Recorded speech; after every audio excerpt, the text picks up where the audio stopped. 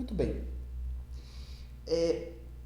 Obrigado por acessarem esse vídeo e, bom, antes de mais nada, bom dia a todos vocês que escolheram clicar nesse vídeo.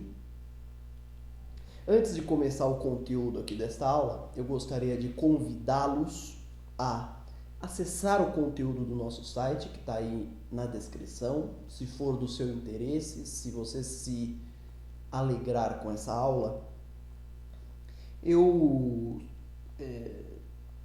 proponho que você visite o nosso site. Tem algumas outras aulas lá. Tem o conteúdo do nosso canal também, que tem todas as aulas que estão postadas lá, estão postadas no nosso canal. Então, o convite fica feito. Se você gostou do conteúdo do site, visite-o. Visite-o. Se você gostou do canal, visite-o. Beleza. Bom, qual é o objetivo da nossa escola? O objetivo da nossa escola é abordar as grandes obras da humanidade. Do meu jeito, do nosso jeito, o meu ritmo, que talvez não seja o melhor para todas as pessoas, mas é o que eu sou, e eu prefiro me manter fiel ao meu estilo. Então, certo. Dentro desse objetivo, nós escolhemos hoje conversar com vocês sobre uma obra chamada As Nuvens, de Aristófanes. Aristófanes fica mais famoso, mais conhecido. Eu mesmo conheci Aristófanes através do Banquete de Platão. Nós temos uma aula sobre o Banquete também no canal, por sinal foi a última aula que nós demos. E o Banquete é uma obra que fala sobre o amor. E no Banquete você tem então vários discursos sobre esse tema. E um dos discursos é de Aristófanes, é um sujeito que se chama Aristófanes. E Aristófanes tem uma tese ótima sobre o amor, excelente, e muito consagrada, inclusive, que é o mito dos andrógenos. Eu não vou contar, porque, enfim, não faria o menor sentido, não faz parte do propósito aqui, mas eu já contei na aula que eu acabei de referir agora sobre o Banquete. Então, basta você acessá-la se você quiser conhecer esse mito. Eu garanto que vale a pena. Bom, e dado a qualidade daquela descrição, nós somos instigados a buscar o autor propriamente dito, Aristófanes, e uma das principais obras do autor chama-se As Nuvens. E esse é o objetivo do vídeo. O vídeo vai buscar fazer uma pequena narração da obra e abordar alguns temas relacionados a ela. Vamos lá.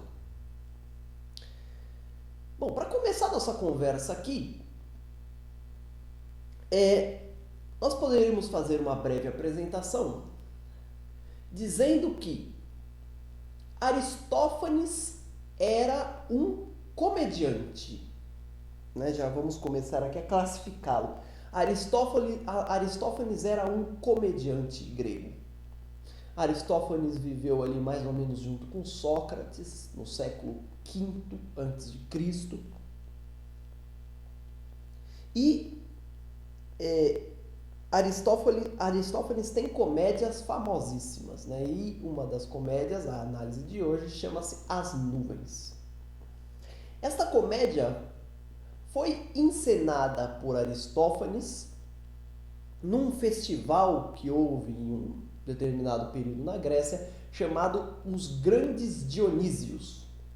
Esse festival envolvia também outras duas peças além da de Aristófanes. E o curioso é que a peça de Aristófanes pega o terceiro lugar. Né? Apenas a título de curiosidade.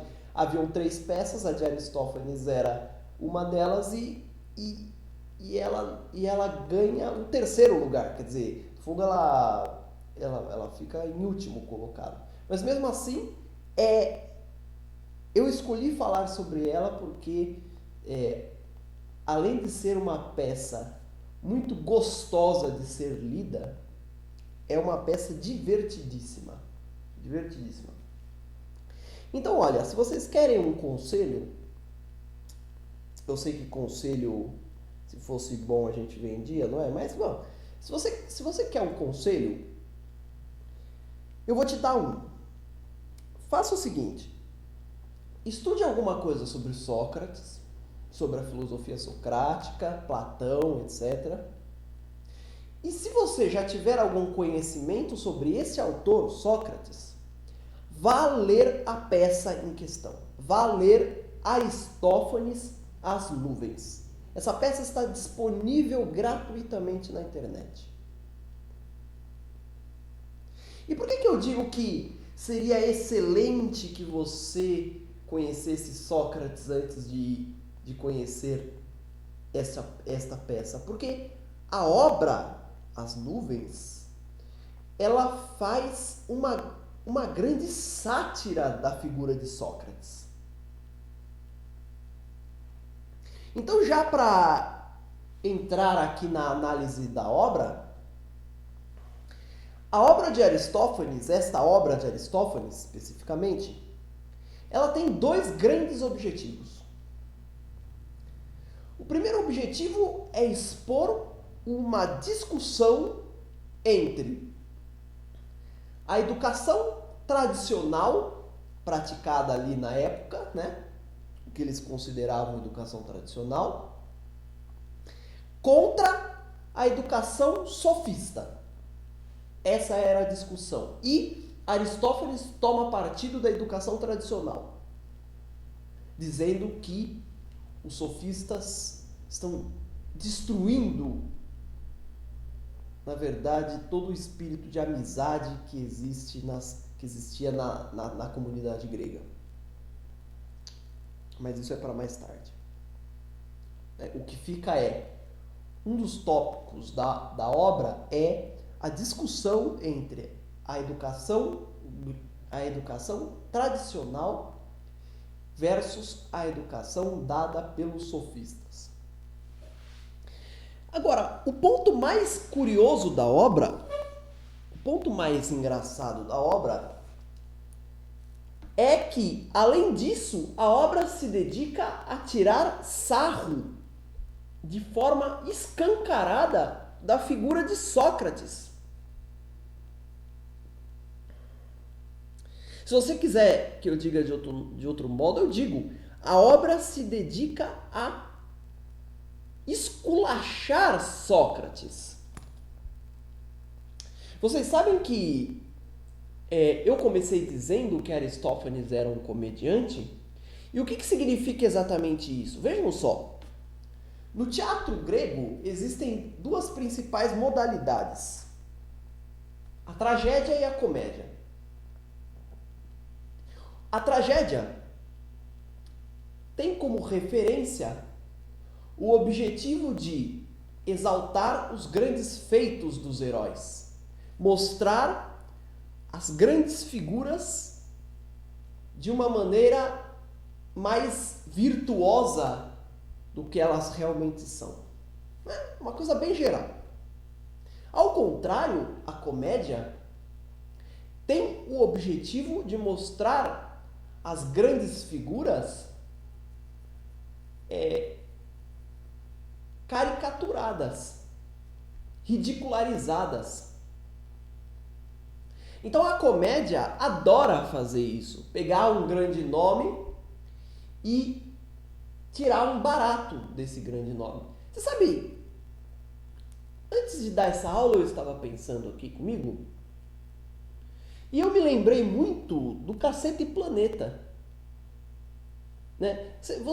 Vocês devem se lembrar, o Cacete Planeta, vocês se lembram quando eles pegavam, por exemplo, os presidentes, eles fizeram muito isso com o Lula, fizeram com o Fernando Henrique, pegavam um personagem deles lá e tiravam sarro de alguns detalhes dos presidentes, geralmente detalhes que não tinham muita ligação com a atuação do presidente, mais detalhes pessoais, etc. Tiravam sarro com o sotaque do Lula e não sei o que. Dá para fazer uma comparação, era mais ou menos isso que fazia a comédia. Mais ou menos aquele negócio que fazia o Cacete Planeta, sabe? Pegava uma grande figura e caricaturava, tirava sarro, etc. Então é isso que se trata aqui. Então, resumindo a parada, existem dois grandes objetivos nessa obra especificamente. Um dos objetivos é abordar o debate entre educação tradicional e educação sofista. O segundo objetivo é tirar sarro de Sócrates. Segundo objetivo. Aliás, uma das coisas que mais me divertem em Aristófanes é como ele adorava tirar sarro de Sócrates. Aristófanes adorava ridicularizar Sócrates. E isso é visto em todos os lugares dessa obra. O que existe de engraçado em tirar sarro de Sócrates? Sabe o que é? A coisa é assim, olha só. Quando você ouve falar de Sócrates, eu não sei se você já reparou, mas existe em torno da figura de Sócrates todo um sentimento de, toda uma pomposidade, todo um sentimento de intelectualismo, todo um sentimento de que estamos falando de uma grande figura, de uma figura histórica da humanidade. Estamos falando da sabedoria em pessoa. É quase que um grande Deus na Terra. Por mais que a filosofia de Sócrates rejeitasse essa ideia, quando a gente ouve a palavra Sócrates, quando, por exemplo, no senso comum você cita Sócrates, você passa uma impressão de um grande intelectual, uma grande figura, um grande cara, uma grande sabedoria, etc. E o divertido da obra de Aristófanes é que ele torna essa grande figura um grande palhaço, um grande ridículo, um grande trapaceiro.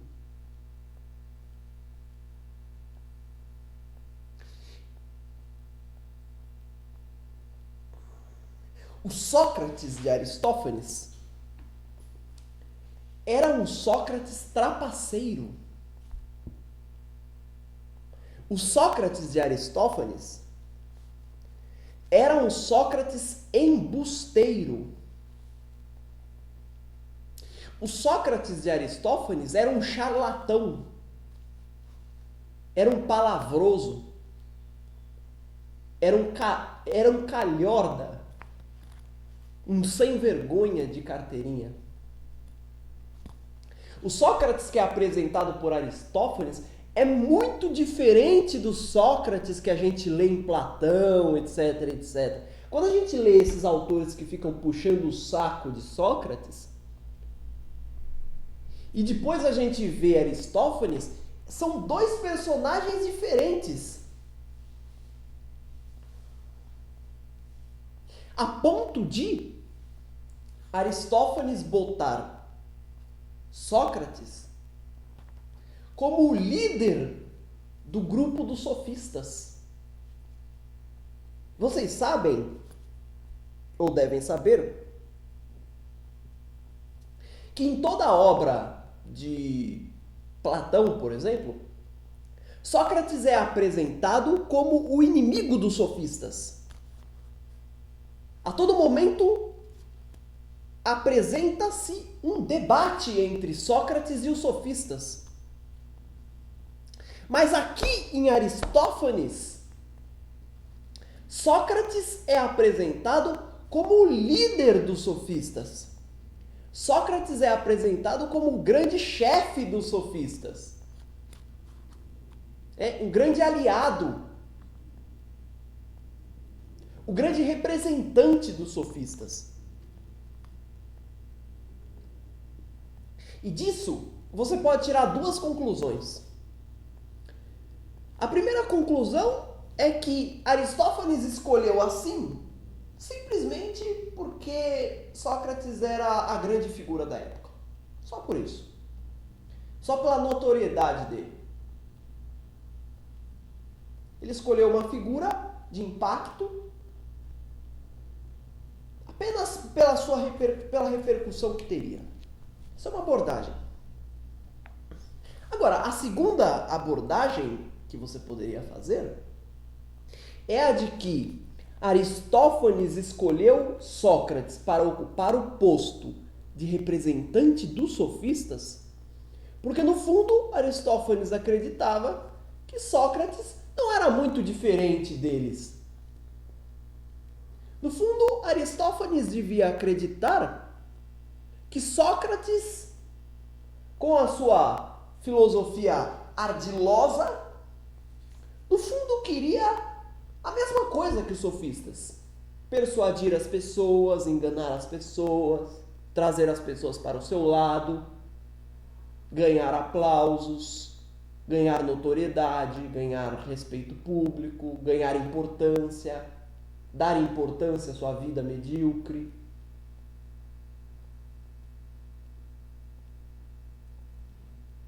Você poderia pensar por esse lado.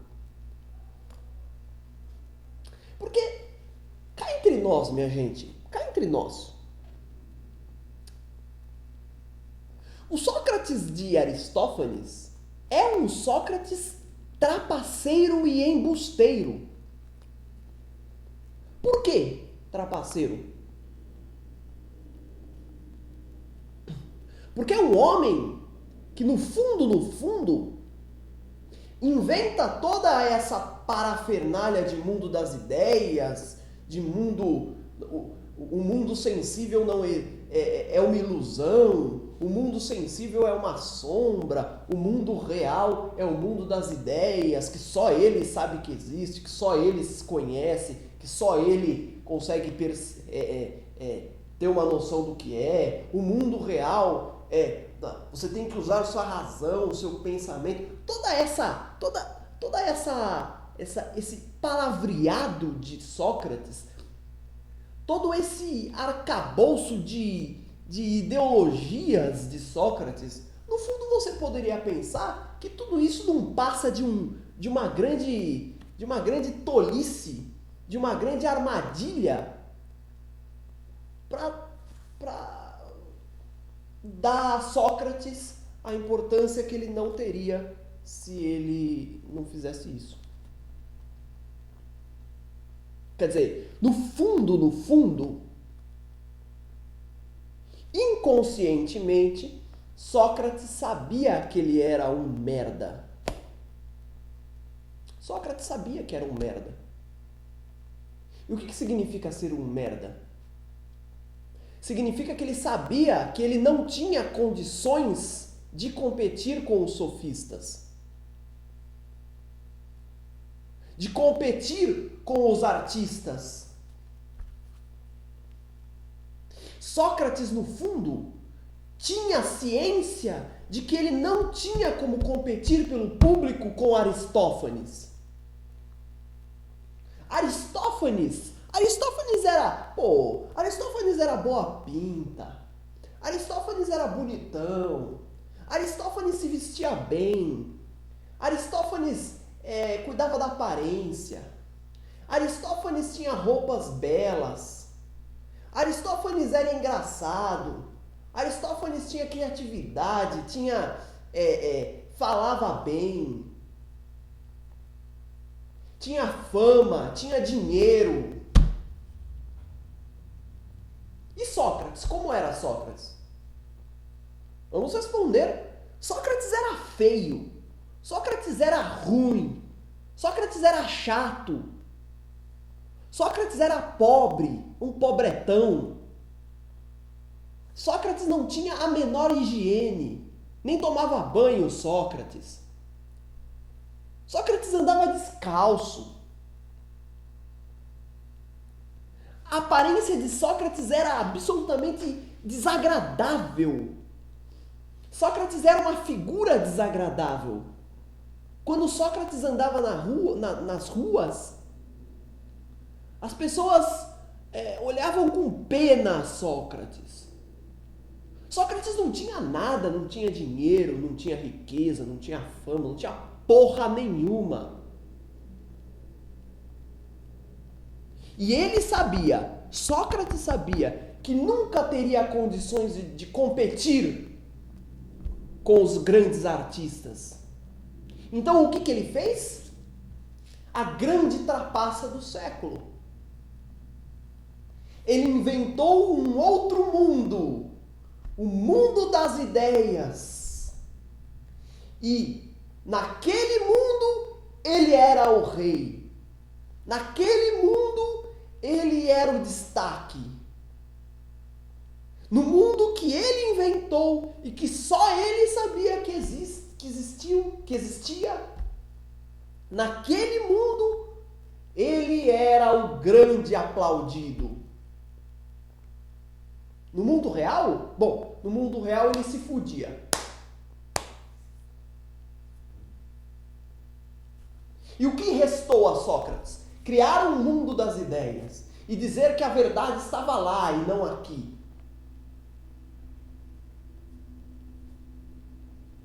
E atraindo a atenção, atraindo a consciência das pessoas para esse mundo ilusório que ele criou, para essa ideia que ele criou, para esse grande paraíso que ele criou, esse grande nirvana que ele criou, essa grande idealidade que ele criou, atraindo a consciência das pessoas para essa grande ideia. O que ele fez? Ele saiu do mundo real, onde ele estava se ferrando, e conseguiu vencer no outro mundo. Essa é a grande trapaça de Sócrates. Sócrates é um trapaceiro, um embusteiro, um charlatão, um palavroso. No fundo, o que existe é um grande ressentimento e uma grande frustração do Sócrates, do sábio Sócrates, que não se conformava com o fato de ver Aristófanes e outros artistas se dando bem enquanto ele se fudia. Então aí o que ele fez? Criou um outro mundo e disse: a verdade está ali, não aqui. E agora ele era o rei do seu mundo, o rei do seu castelo de cartas. Criou um paraíso para viver como rei nesse paraíso. É por isso que Sócrates é apresentado como um grande charlatão e embusteiro.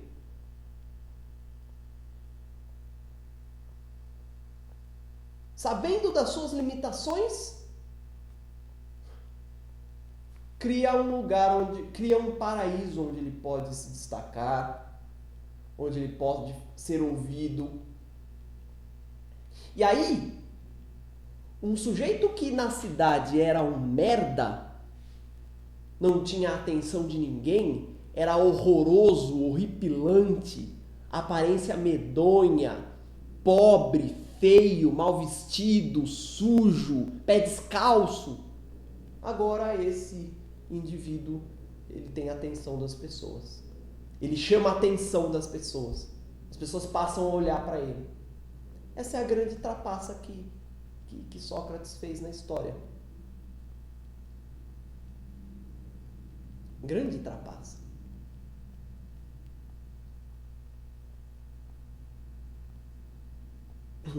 Então veja, o Sócrates apresentado por Aristófanes é esse Sócrates. É o Sócrates da trapaça, do embuste, da enganação. Sócrates é o líder dos sofistas. é o mais trapaceiro deles. É o sábio na arte de enganar e persuadir. É o sábio na arte de inverter argumentos. Mas não é só isso. Sócrates também é apresentado como o grande sábio das coisas que não têm importância. Sócrates é o sábio das coisas que não têm relevância alguma. Sócrates se dedica a pensar todos os dias sobre uma sabedoria que não tem qualquer notoriedade, não tem qualquer relevância.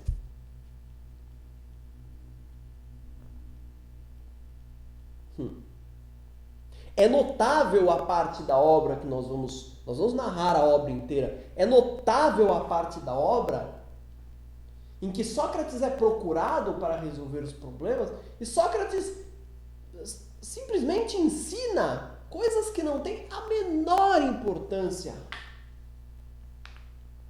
É um homem que se dedica a reflexões que não têm a menor importância na vida das pessoas. É inútil. O saber de Sócrates é inútil para a cidade.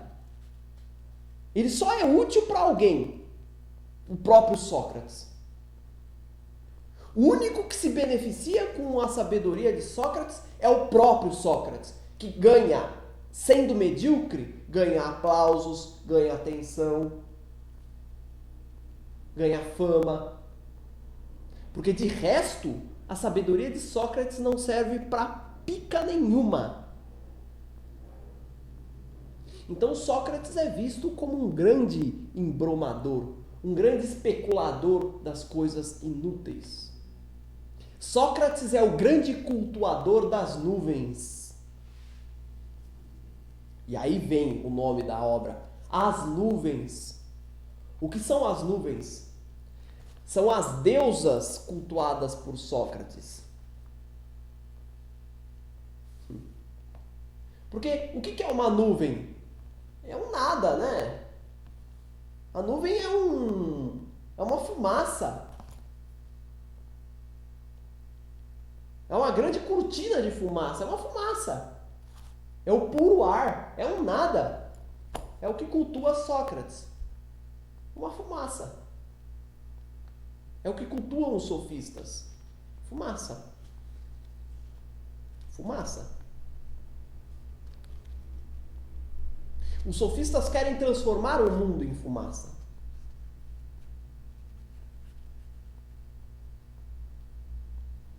Nós vamos ainda falar sobre isso. Bom, vamos para a apresentação da obra. Vamos para a apresentação, vamos para a narração da obra. Deixa eu me preparar psicologicamente aqui. Vamos lá. Vamos lá.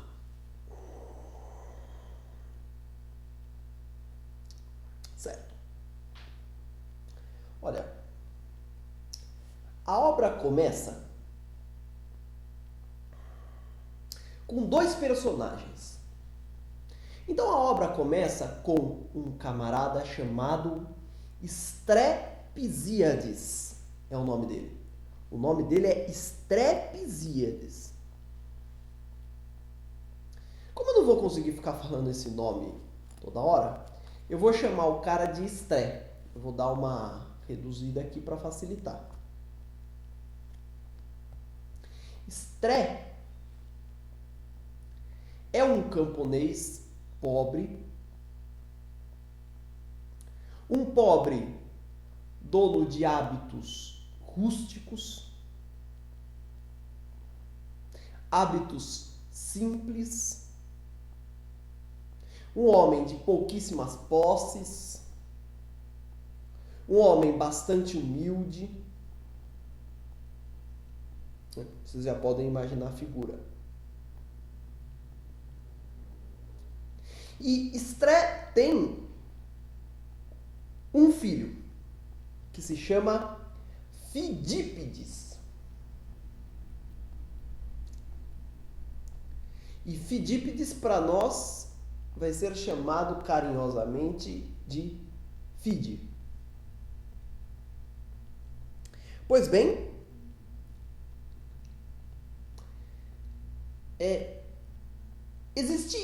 existia ainda um terceiro personagem oculto, que é a mãe de Fide e, portanto, a mulher de Estre, que não aparece. Mas um dado dela é relevante. É que, ao contrário de Estre, que era um homem humilde, rústico, simples, a mãe de Fide é uma aristocrata. É uma mulher da elite. É uma mulher com posses. É uma mulher rica. E como todo rico, tem hábitos de rico. Vive como rico. E viver como rico naquela época, ter hábitos nobres, era, por exemplo, gostar de cavalos. Cavalos era a grande sensação da elite local. Era ter cavalos. Então eles tinham os cavalos, tinham os criadores, equipamentos, desfilavam, faziam concursos e tudo isso. E Fide acaba puxando a mãe deste quesito. Fide acaba adotando hábitos aristocráticos de vida, e em especial o amor pela cavalaria. Pois bem, o drama começa a acontecer porque, por algum motivo que não é explicado, Fide morava com o pai, Estre. Só que o pai, muito pobre, e aí começa o drama da história, o pai se vê obrigado a sustentar Fide. Por algum motivo que não é exatamente narrado, a mãe não participa financeiramente da vida de Fide, de modo que Estre é obrigado a sustentar o filho. E junto com o sustento do filho, o sustento dos hábitos do filho. E um deles era a cavalaria. Então você imagina um homem pobre tendo que sustentar hábitos do seu filho, hábitos aristocráticos, altamente dispendiosos, etc. Enfim, no final das contas, Estre acaba arrumando problemas com os credores da cidade de Atenas. Estre começa a dever para todo mundo. Os hábitos aristocráticos de Fide levam o pai à falência. O pai acaba contraindo dívidas e dívidas e dívidas com os hábitos do filho.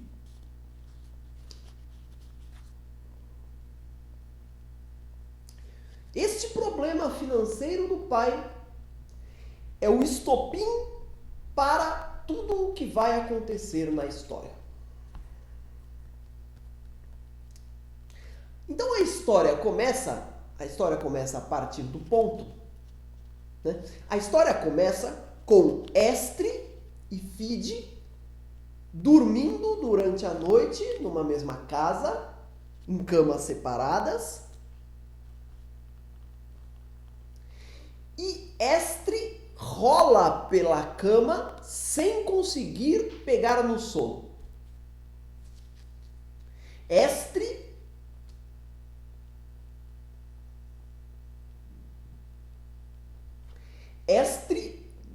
não consegue dormir, preocupado com as dívidas que tinha contraído.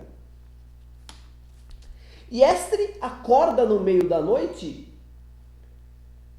e olha para o filho dele, que dorme que nem uma pedra, olha para o filho dele e fala o seguinte: puta que pariu, velho. Eu aqui preocupado com minhas dívidas, com as dívidas que eu contraí por causa desse cara. E esse cara dormindo numa tranquilidade. Olha que vagabundo, velho. Vagabundo.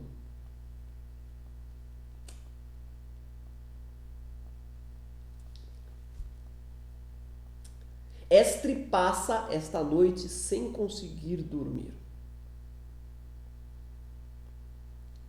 No dia seguinte, os dois acordam. E o filho vira para o pai e fala o seguinte: ô meu pai, por que você não conseguiu dormir direito à noite? Qual é o problema? Seu olho está meio estranho, parece que a noite não foi muito boa para você. É claro que a noite não foi boa para mim. Como que seria? Eu atolado de dívidas e você dormindo? Você deveria estar me ajudando. Você e esse seu amor por cavalos? Você e essa mania de querer achar que está em Nova York? Você está me levando à loucura. Você está destruindo a minha vida. Ah, pai, não exagera, vai. Não exagera. Como não exagera? Daqui a pouco os credores estão aí para bater na minha porta.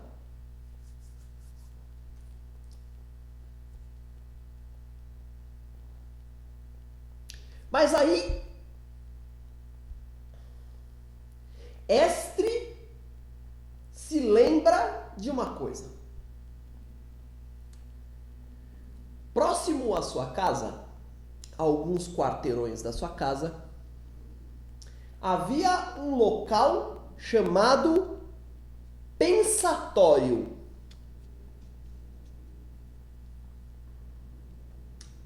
O pensatório era uma espécie de escola dos sofistas.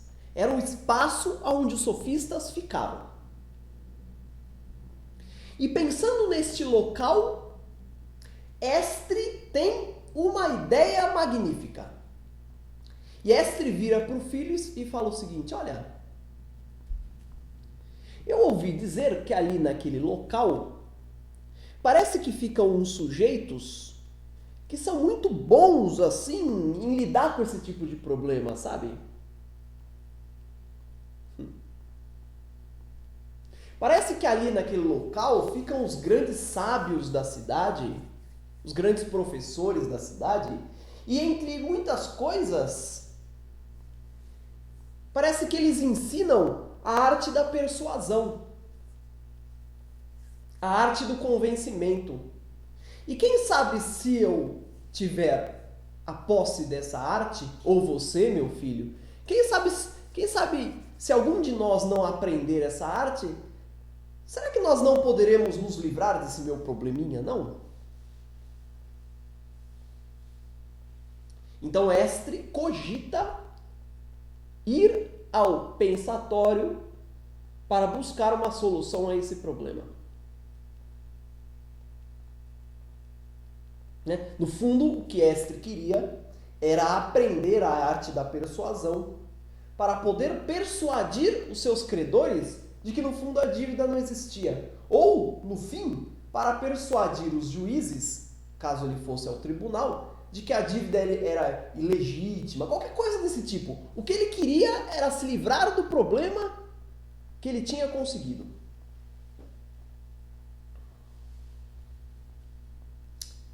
A frase exata de Estre é essa, vejam só.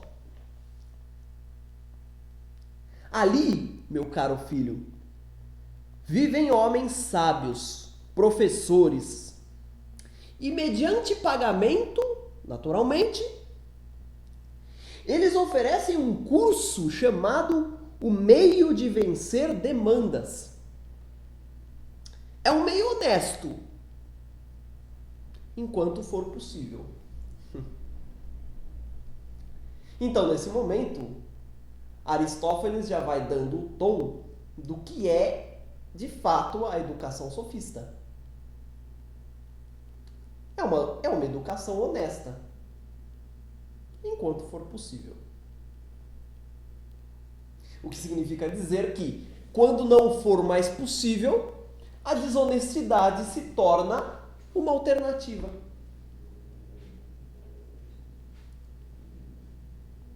Certo? Fidípides responde para o pai: não me venha dizer que você está falando daquele local ali com aqueles pedantes, charlatões. Inclusive porque ali fica o maior charlatão embusteiro de todos, aquele tal de Sócrates. Não me diga que é daquilo que você está falando. Sim, é justamente daquilo que eu estou falando, filho. Por que você não vai lá aprender com eles a arte das demandas, esse tipo de coisa? Aí você pode livrar o papai dos problemas. Ah, eu não. Eu não, responde o filho. Eu não vou. Eu não vou. Com aqueles charlatões, aqueles caras feios, pálidos. Eu não quero ficar que nem eles. Eu não vou lá, não. E aí restou a Estre ir lá sozinho. E ele vai. E com o mesmo entusiasmo que ele tinha saído da sua casa, ele entra no pensatório, chutando a porta. E logo quando ele entra, ele é surpreendido por um dos assistentes do local lá. E aí acontecem um dos diálogos mais engraçados da história. O diálogo de Estre com o assistente do pensatório, um cara que cuidava lá, um empregado lá, onde é exposto toda a futilidade do saber de Sócrates. Sócrates é um fútil. E o diálogo acontece mais ou menos assim. Estre aparece lá. Eu quero falar com o cara aqui, eu quero falar com Sócrates. E o assistente fala: para tudo. Você não vai falar com Sócrates agora. Sócrates esteve ocupado nos últimos dias. Sócrates está ocupado, ele é um homem muito ocupado. Eu posso dizer que nos últimos dias ele se dedica a reflexões de suma importância para a história da humanidade, para a continuidade da cidade aqui. Não o interrompa, agora não é o momento.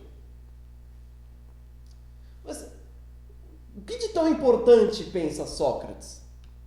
E o assistente responde: olha aqui. Há uns dias atrás, por exemplo, só para você ter uma ideia da grande sabedoria de Sócrates, ele dedicava-se ao cálculo. Ao cálculo? Cálculo do quê? Ao cálculo da distância que uma pulga é capaz de pular. Nossa! Que magnífica sabedoria! Quanta importância essa sabedoria tem, diz admirado Estre. Incrível este homem. E o assistente continua, mas olha, não é só isso. Outro dia, ele se dedicou a estudar a natureza. Nossa, que tipo de natureza? Bom, especificamente a natureza do mosquito. Sócrates queria saber por onde o mosquito zumbi. Se era pela boca ou por outro lugar. Nossa, e qual foi a conclusão que Sócrates chegou? Na verdade, o mosquito não zumbi pela boca. Ah, é? Então por onde? Ele zumbi pela bunda. Essa é a grande conclusão. Meu Deus! Que grande sabedoria! Eu vou falar exatamente o que disse Estre. Estre disse assim: quer dizer que o mosquito, quem diria? Ele tem então uma trompa no traseiro. Essa é a grande descoberta de Sócrates. Que grande homem! Que sabedoria! Quem entende, olha Estre, quem entende a tal ponto do traseiro, há de entender também do mundo inteiro. Um homem que entende assim do traseiro de um mosquito é realmente um homem sábio. Ainda o assistente disse, e você não sabe o que aconteceu na noite passada? Na noite passada, Sócrates olhava atentamente durante horas para as estrelas. Nossa, para as estrelas! E o que ele descobriu? Bom, não conseguiu descobrir nada, porque caiu uma lagartixa na boca dele. Uma lagartixa na boca do grande Sócrates.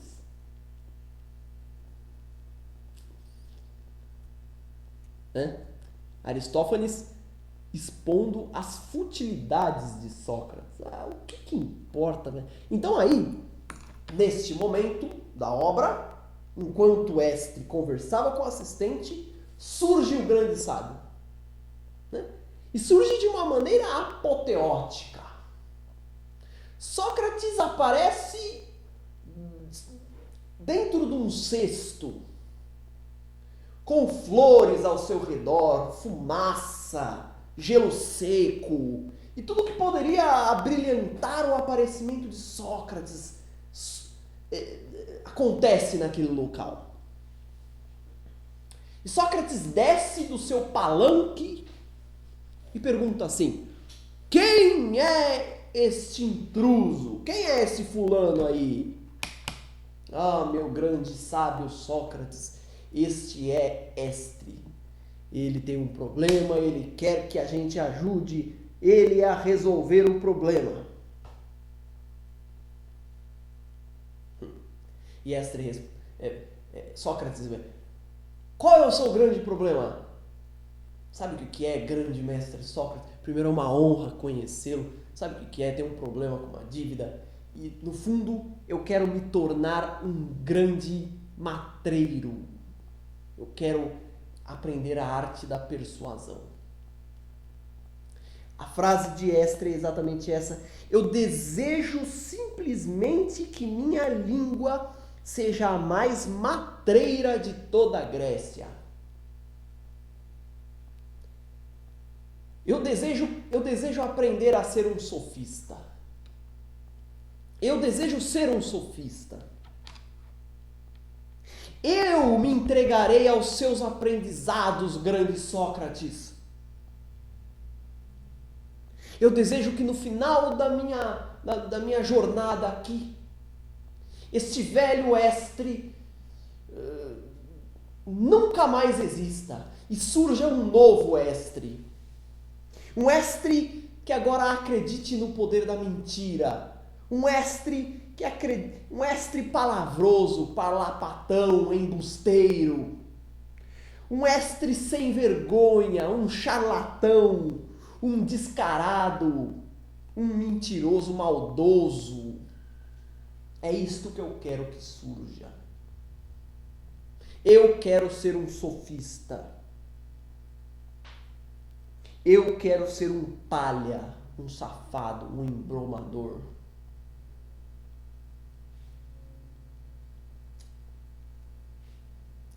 Então, sobre essas palavras, Aristófanes está mostrando o que é o sofista. Um sofista, ele não se dedica a ensinar às pessoas o que é a verdade ou o que não é. Porque um sofista é o cara que vem com aquele papo do seguinte: não existe verdade absoluta. Tudo é relativo, não existe verdade absoluta. Então, no fundo, o que importa é o seu argumento. No fundo, o que importa é fazer a sua versão da verdade triunfar. É a sua capacidade de argumentação, de persuasão. Isso é o que importa.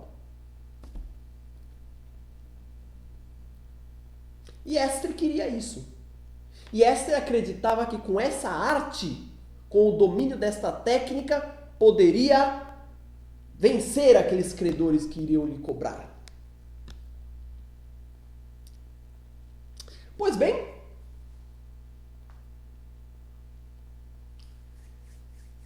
Sócrates topa a tarefa.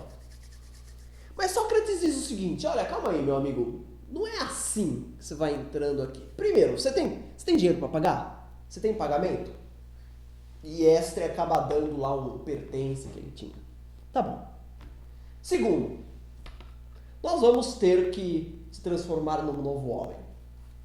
Vamos se transformar num novo homem. Ah, é? Então vocês vão me ensinar a falar bem? Não, calma. O primeiro passo é te ensinar quais são os deuses corretos a se cultuar. Poxa, mas eu acredito em Zeus. Não, meu amigo. Zeus é uma invenção dos homens. Não acredite nisso. Sente aqui, sente. E aí Sócrates põe Estre numa cadeira mística lá. Põe essa coroa. Põe a coroa em Estre. Agora diga uma oração às nuvens. As nuvens? As nuvens! Esse é o seu novo Deus. As nuvens. Veja só. As nuvens são as deusas de toda esta classe, que caminha com a cabeça nas nuvens, com seus argumentos e razões, cada qual mais aéreo. Esta classe feita de filósofos, astrólogos, profetas, tantos sujeitos nesta classe. Faça uma oração às nuvens.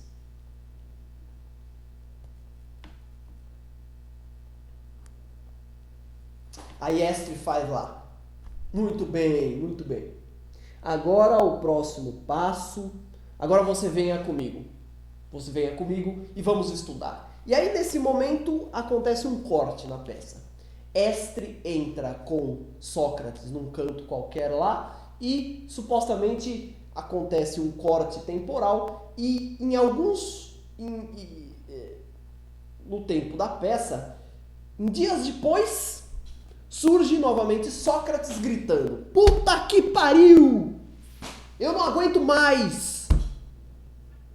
Eu tô há dias tentando te ensinar alguma coisa, meu caro, e você não aprende pica nenhuma! Nossa, eu nunca vi um cara tão burro como você, rapaz!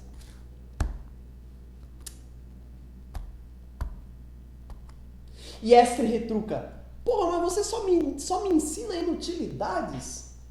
Eu vim aqui procurando resolver um problema e eu ganhei outro problema. Eu vim aqui com um problema, agora eu tenho dois. Eu vim aqui querendo aprender um negócio e você só ensina um monte de bobagens que não tem a menor importância.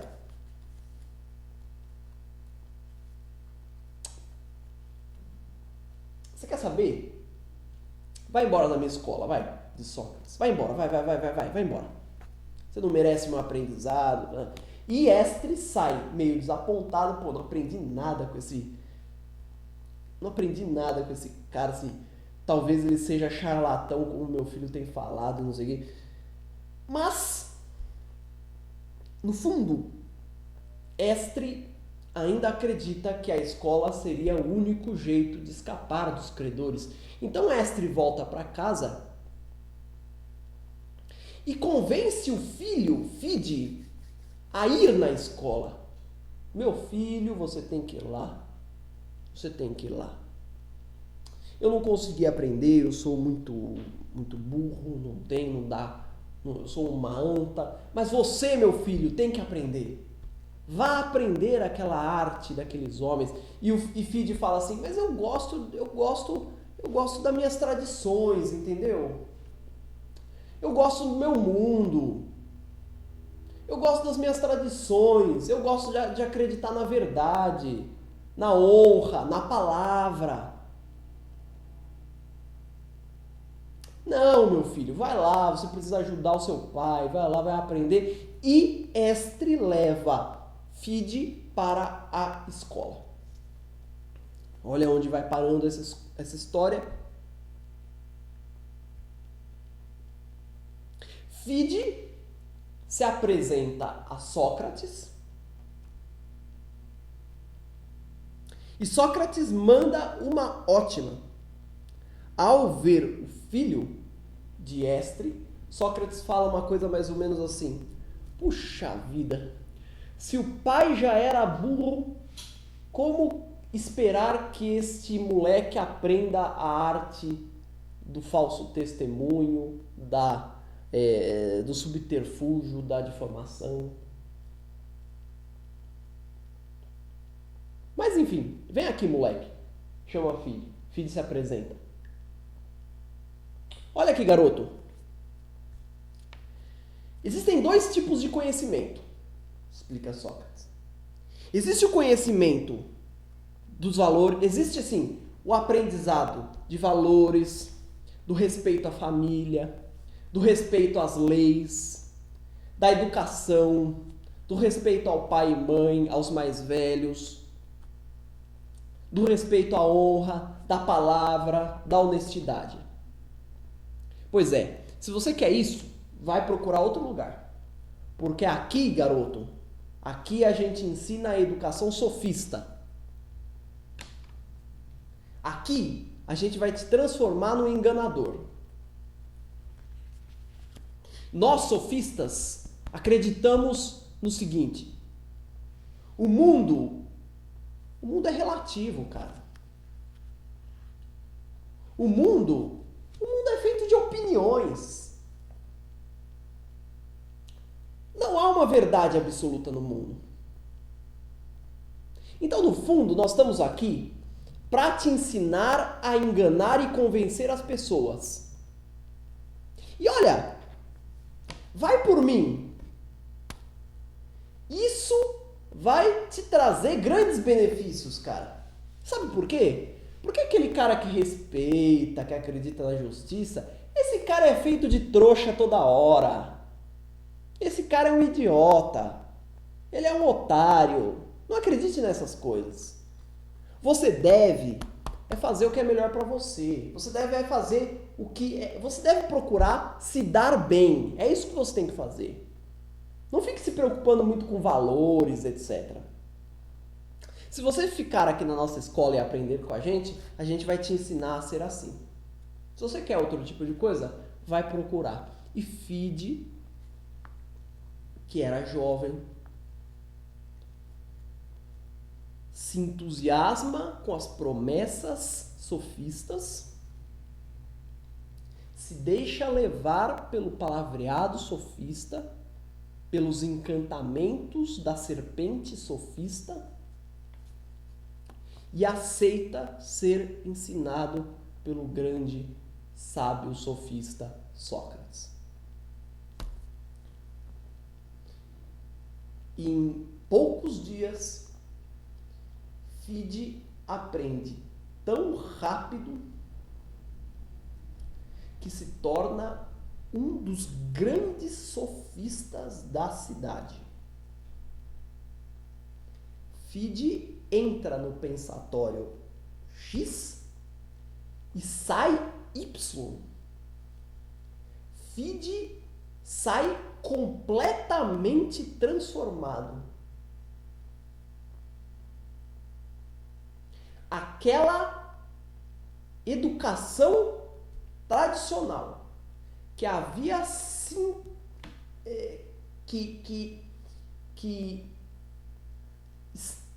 que era Fides, aquela educação tradicional de respeito a valores, respeito à palavra, respeito à verdade, etc. Respeito aos deuses.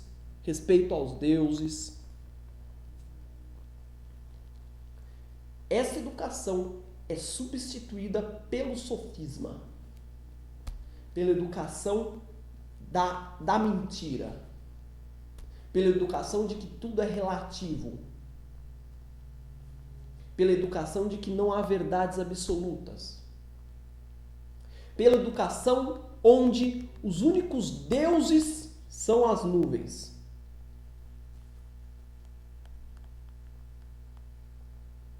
pela educação daquele que se importava apenas e tão somente consigo mesmo. Apenas e tão somente com as suas vitórias pessoais. Pela educação que não estava querendo saber se a lei era justa, se era injusta, não estava querendo saber se a sua prática moral era justa ou injusta, só queria se dar bem. O que vale são os seus instintos pessoais, são as suas pulsões. Se você está se dando bem, ótimo.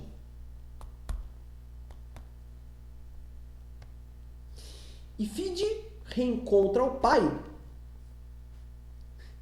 E nos primeiros minutos de conversa com o pai, Estre, fica super entusiasmado. Puxa vida, filho, como você mudou!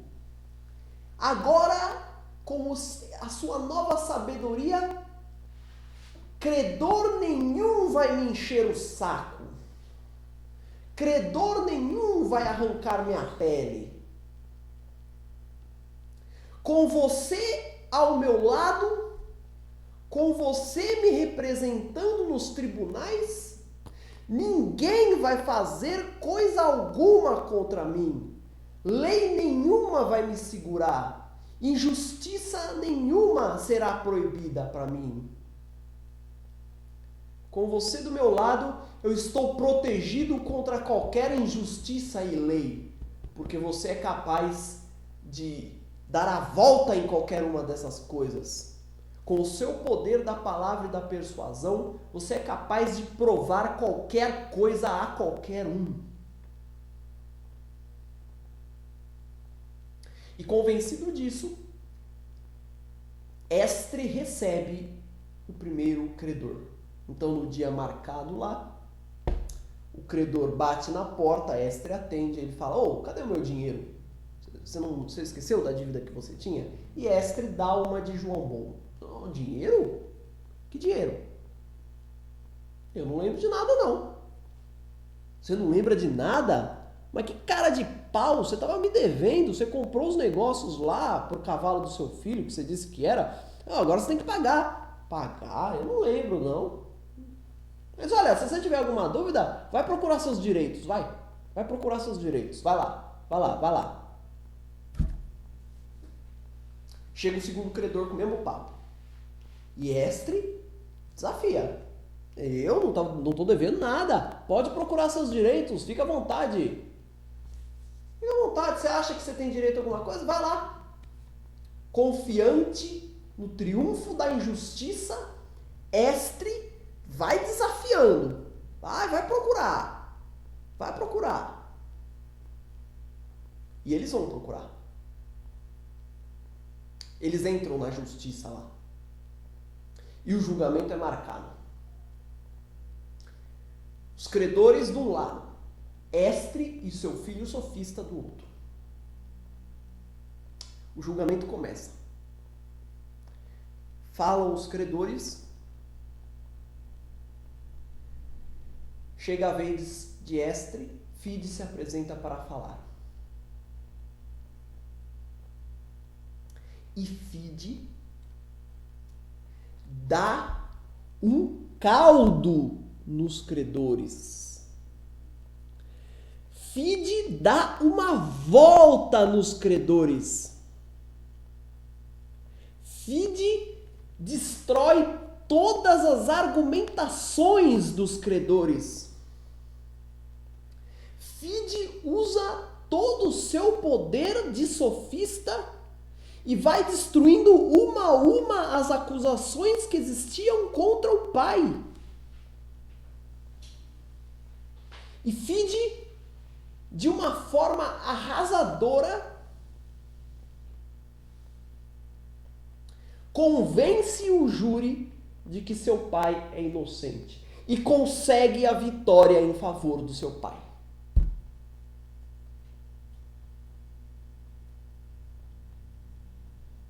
Nesse momento, quando você ouve isso, você pensa: puta que pariu, O cara venceu. A injustiça venceu. A mentira venceu. O sofisma venceu. A injustiça vence. A injustiça compensa. Não é muito diferente do que acontece hoje no nosso país. Basta que você tenha um bom advogado e você triunfa.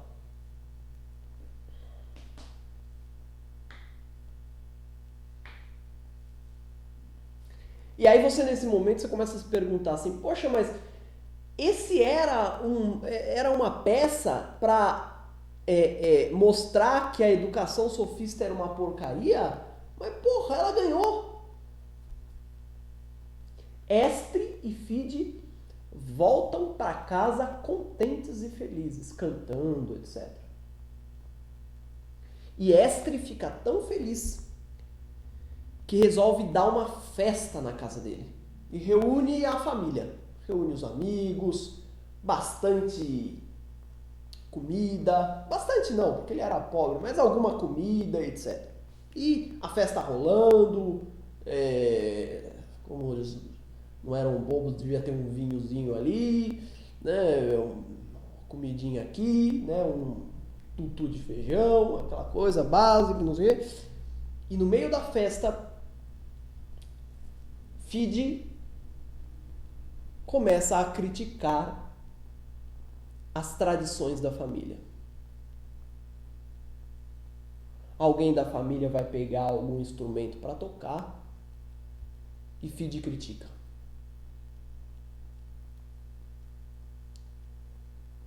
Depois Fide critica alguns costumes dos convidados. Fide critica a forma da festa. O pai pede, filho, grande filho, cante, exclame aquele poema que nós sempre ouvimos você exclamar e que nós gostávamos. E Fide exclama outro que nada tinha a ver com a família. E Fide, desdenhando das tradições e dos deuses da família, cria um clima naquela festa de absoluta tristeza misturado com ódio. E o que era para ser uma grande comemoração vira uma grande sessão de raiva, de desespero.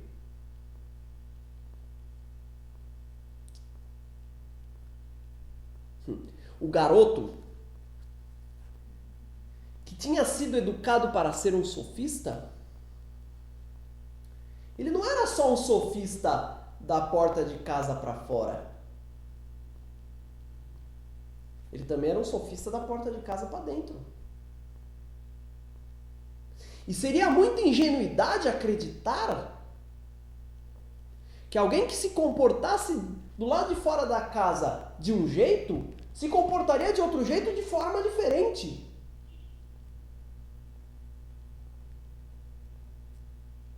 E a transformação de Fide, que parecia ter sido uma coisa positiva, porque acabou livrando o pai das acusações, acaba se mostrando ofensiva às tradições da própria família. Estre, no meio da festa, grita com o filho: "Você não tem respeito por nós, não?"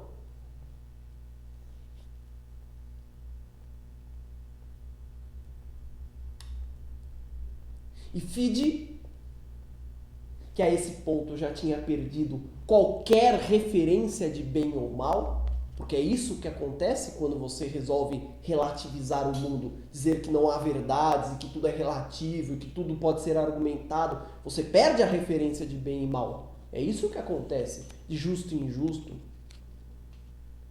Fide, que já tinha perdido completamente as referências, pega um pedaço de pau e começa a bater na cabeça do pai, começa a espancar o pai. E o pai sai correndo pedindo ajuda. Os vizinhos acodem e o pai, assim que se recupera, vai ao tribunal e processa o filho. E aí acontece algo fantástico. A mesma habilidade que Fide tinha usado no tribunal para inocentar o pai é aquela que Fide usará para se inocentar contra o próprio pai. Fide usa uma argumentação ótima contra o pai. Tem um momento que o pai dele fala o seguinte, né? A acusação do pai é a seguinte: esse moleque me bateu, meu filho me bateu. Aí Fide responde a essa acusação da seguinte maneira. Fide fala o seguinte: peraí, você não me batia quando eu era criança? Quando eu era criança você não me batia? E o pai responde: claro que eu te batia, mas eu te batia porque eu te amava. E Fide responde: ah, então, eu também te bati porque eu te amo. Mas isso não é justo. Eu não sou criança, eu sou um velho. E Fide responde: claro, você é um velho. Mas com mais razão ainda um velho merece apanhar. Porque, poxa, se você bate numa criança para que ela aprenda alguma coisa, um velho já deveria saber como viver. Então, com mais razão ainda ele merece apanhar. E com esse tipo de argumentação, Fide engana os julgadores e sagra-se inocente da acusação contra o pai. Neste momento, o pai percebe um tópico muito importante da peça. E o tópico é o seguinte: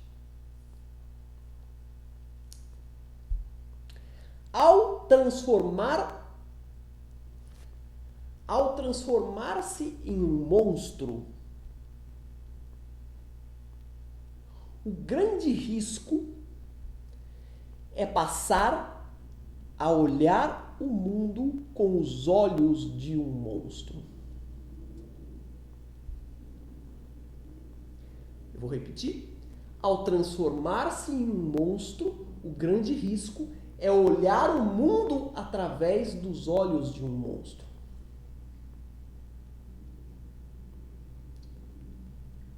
Sabe qual que é a analogia que nós podemos fazer com essa conclusão? A analogia que poderia ser feita é assim. Eu não sei se vocês já ouviram esse papo em algum lugar. Mas existem algumas pessoas... pensem, por exemplo, nesse sistema apodrecido que nós temos aqui no nosso país. Existem algumas pessoas que pensam poder usar o sistema contra o próprio sistema. Lembram-se do filme Tropa de Elite? Se eu não me engano, 1. No Tropa de Elite, o que acontece? Os dois policiais lá honestos, que tinham entrado na corporação, na polícia, eles usaram o dinheiro do tráfico, o bicho, o arrego do bicho, para desviá-lo e comprar peças para os carros lá, para que eles pudessem ser transferidos de divisão. Então eles pegaram uma injustiça, usaram essa injustiça para algum ato de bondade. Então existem pessoas que pensam que não há nada de errado em fazer a justiça usando meios injustos. Então aqui nesse momento é que fica esta reflexão. Existe um grande problema em querer praticar a justiça, praticar a bondade através da injustiça e da maldade. é que quando você topa fazer o errado pelo certo, quando você faz o errado, você se transforma no errado. E quando você se transforma no errado, você passa a ver o mundo como um errado. E você passa a esquecer o certo. E aí você se perde. Quando você acredita que pode fazer uma justiça ou uma bondade através de uma injustiça, você se transforma no injusto. E se transformando no injusto, você perde a referência da justiça. Essa é a questão que está sendo colocada aqui. Que é o que aconteceu com Esdre. Esdre queria se livrar do seu problema por meios imorais e ilícitos. Por mais que não fossem propriamente ilegais, porque o sofista dava a volta na lei, eram imorais.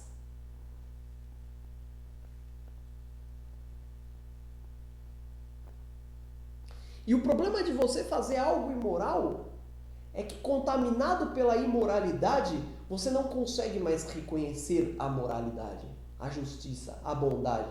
E aí você acaba sendo injusto com as pessoas erradas.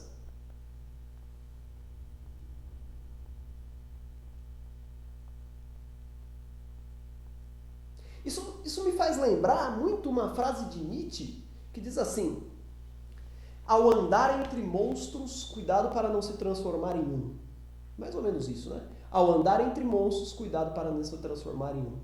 E talvez o que Aristófanes esteja contando é que é muito difícil não só andar entre monstros, mas ao agir como um monstro, mesmo que as suas intenções sejam belas, é muito difícil não se transformar em um monstro. E quando você se transforma em um monstro, você esquece daquelas intenções. Porque a única coisa que eu tenho certeza é que todo mundo começa, todas as grandes canalices e selvagerias da humanidade começam com as melhores das intenções. Todos começam com as melhores intenções. Eu só queria fazer o bem, eu só queria promover a justiça, eu só queria... Começam sempre com as boas intenções. As pessoas topam fazer as coisas mais maldosas e injustas, sempre imbuídas das melhores intenções no começo. E essas maldades e injustiças transformam as pessoas em monstros. E transformadas em monstros, elas são incapazes de reconhecer aquele propósito inicial que levou a elas a praticar a injustiça. A conclusão aqui é que não compensa ser injusto. Ser injusto compreende uma transformação de caráter. Ou seja, para ser injusto, você precisa se transformar em um injusto. E o injusto é aquele que não reconhece a justiça. Não reconhecer a justiça é muito ruim.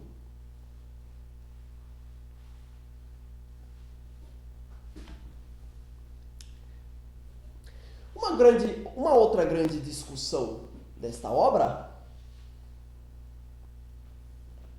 é a questão das tradições, do respeito, da verdade.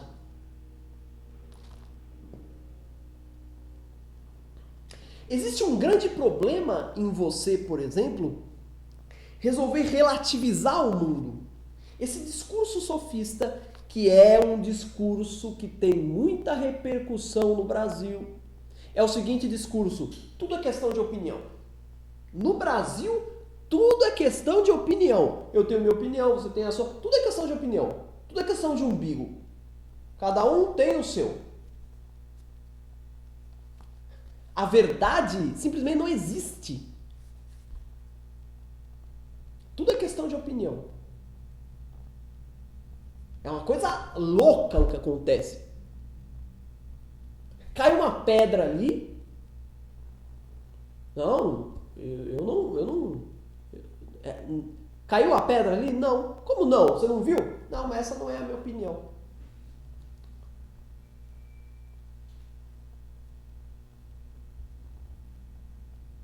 O sujeito aponta para o relógio. Que horas são? 3h15. Aí vira o outro. Não, mas isso é relativo. Se isso é relativo, aonde que a gente vai nos agarrar? Você percebeu qual é o problema desse relativismo absoluto? De que tudo é questão de opinião, nada é certo, nada é verdade, não existe verdade. Sim, existe um grande problema em afirmar isso. É que as pessoas precisam se agarrar em algum lugar. As pessoas precisam se agarrar em algum lugar.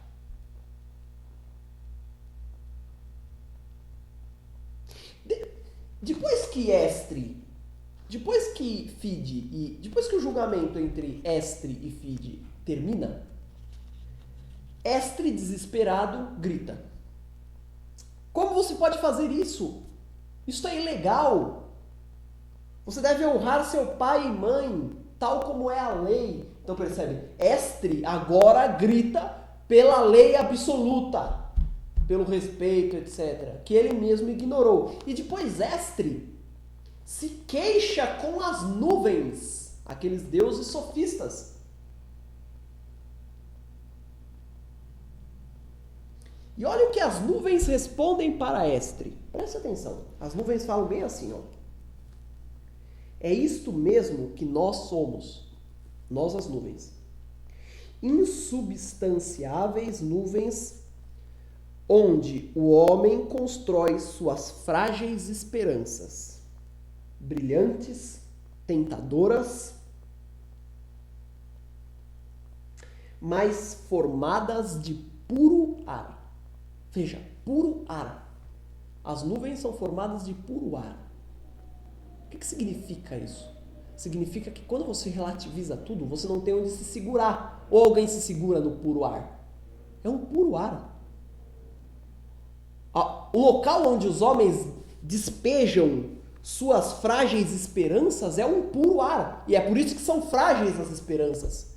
Porque, de repente, as esperanças precisam se sustentar em alguma coisa. É um chão para você se apoiar. E esse chão são as tradições. É por isso que a educação tradicional, no sentido de Aristófanes, é tão importante. É a base da nossa sociedade.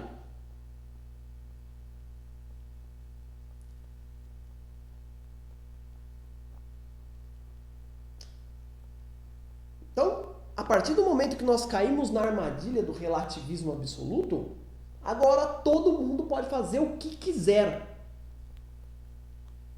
E isso só pode dar merda.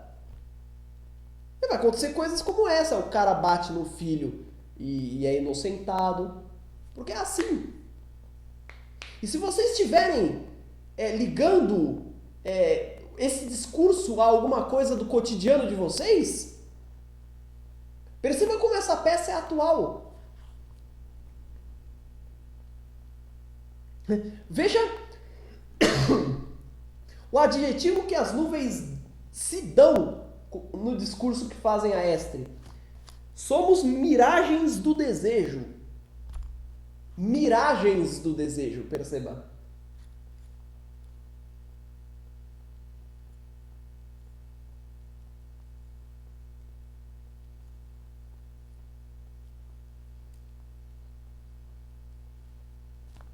Então é isso.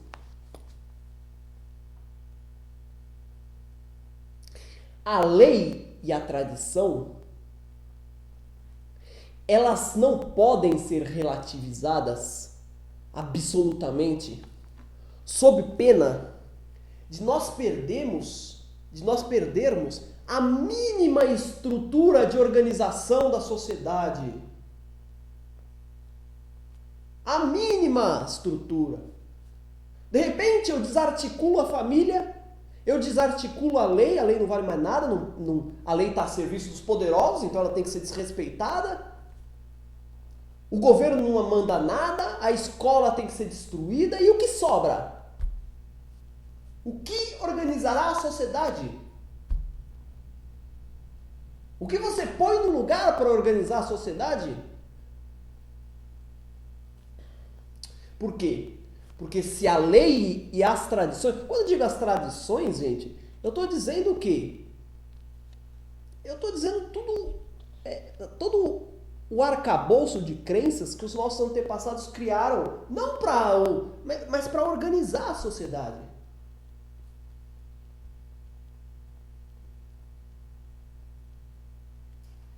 Quando você começa a tirar o poder organizador desses arcabouços e não coloca nada no lugar, as pessoas passam a agir segundo os seus instintos. E aí, meu amigo, segundo o instinto, somos todos animais e fazemos o melhor para a sobrevivência individual. Então, se precisar matar, eu mato. Se precisar roubar, eu roubo. Faço o que for preciso para sobreviver. Aí vira a sobrevivência pura, vira o estado de natureza, todos contra todos.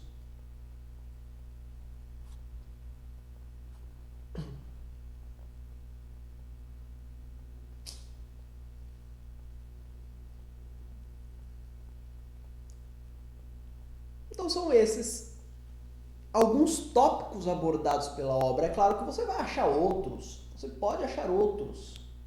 Leia a obra, procure outros. Tá certo? Por fim, totalmente irritado, desiludido, Estre faz mais ou menos o que os protestantes aí dos últimos dias em São Paulo e nos outros lugares do Brasil tinham vontade de fazer. Mas Estre faz. No final das contas, Estre toca fogo na escola sofista. Vocês são culpados. Estre sobe no telhado da escola e toca fogo na escola. Com todo mundo dentro. Alguns conseguem sair. Inclusive Sócrates fica gritando lá de fora depois de sair tossindo. Pô, você tá louco!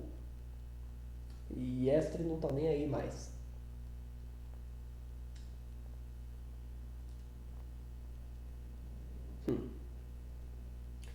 Se você encontrar um paralelo entre tudo o que acontece no nosso país nos últimos tempos e os protestos e tudo o que aconteceu com Estre e o fato dele queimar a escola,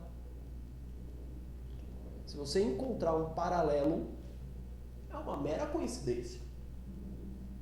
Mera coincidência. Eu só faço o percurso de Estre, né? Destruição das tradições, relativização, é o povo quebrando tudo. Mera coincidência. Eu não tenho nada a ver com isso. Tá bom? É isso, povão. Obrigado pela atenção. Vamos encerrando aqui. Estre já terminou de botar fogo em tudo, então não temos mais o que fazer. A peça terminou aí e com a peça termina a nossa aula. Tá bom? Espero que vocês tenham gostado da aula. Espero que tenha sido bom, agradável. E, bom, se tiverem vontade, comentem. Se quiserem meter o cacete, eu não gostaria, mas fazer o quê? Metam também, né? Reclamem aí, enfim. O espaço está aberto, o espaço é público. Tá? E é isso. Espero que tenham gostado. E até uma próxima oportunidade. Tá bom, gente? Obrigado pela atenção e até mais.